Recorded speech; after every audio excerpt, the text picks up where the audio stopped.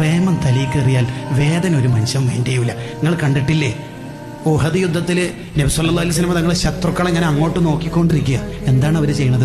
ശത്രുക്കളാണെങ്കിൽ പതിയിരുന്ന് തങ്ങൾക്കെതിരെ ഉന്നം വെച്ച് അമ്പയ്യാൻ ശ്രമിച്ചുകൊണ്ടിരിക്കുമ്പോഴാണ് മഹാനായ അബൂ ദുജാന റളിയല്ലാഹു അൻഹു നബി സല്ലല്ലാഹു അലൈഹി വസല്ലം തങ്ങൾ അങ്ങോട്ട് നോക്കുമ്പോൾ റസൂലുള്ളാഹിനെ മറന്നിട്ട് ഇങ്ങനെ നിന്നത്, ഫേസ് ടു ഫേസ് ഇങ്ങനെ മുട്ടിയിട്ട് ഇങ്ങനെ നിന്ന്. എന്നിട്ട് നിന്നിട്ട് പറയണത് എന്താ അറിയാം? തങ്ങൾ ശത്രുക്കളെ നോക്കല്ലേ. എന്താ നോക്കിയാലും തങ്ങൾക്കെതിരെ 50 അവർ വിടുന്നുണ്ട്. 50 തങ്ങൾക്ക് ദേഹത്ത് തറച്ചാൽ പിന്നെ നമ്മളെന്തിനാ ജീവിക്കണത്? അപ്പൊ തങ്ങൾ ആ തലങ്ങോ വിലങ്ങോ ഇങ്ങനെ നോക്കുന്നുണ്ട് ശത്രുക്കളെ എവിടത്തേക്കൊക്കെയാണ് വരുന്നത്. അങ്ങനെ നോക്കുമ്പോൾ അബൂ ദുജാനങ്ങൾ പറയണത്, നോക്കല്ലേ നബിയെ നോക്കല്ലേ. ഇങ്ങനെ പറയുമ്പോഴേക്ക് തങ്ങൾക്കെതിരെ വരുന്ന 19 ഇരുമ്പിന്റെ അമ്പ് ഈ പുറത്ത് തറച്ചിട്ട് ബ്ലഡ് 19 ദ്വാരത്തുനിന്ന് ബ്ലഡ് പുറത്തേക്ക് പോകുമ്പോൾ അബൂ ദുജാനങ്ങൾ ഇങ്ങനെ തന്നെ നിന്നിട്ട് പറയണത്, നോക്കല്ലേ നബി, എന്റെ മുത്ത് തങ്ങളല്ലേ, നോക്കല്ലേ. ഈ പ്രേമം തലയിൽ കയറിയാൽ ഇനി 1000 അമ്പ് തറച്ചാലും വേദന ഉണ്ടാവില്ല. പ്രേമം കയറണം തലയിൽ, നാവിലല്ല, സ്റ്റാറ്റസിലല്ല, തലയിൽ കയറണം.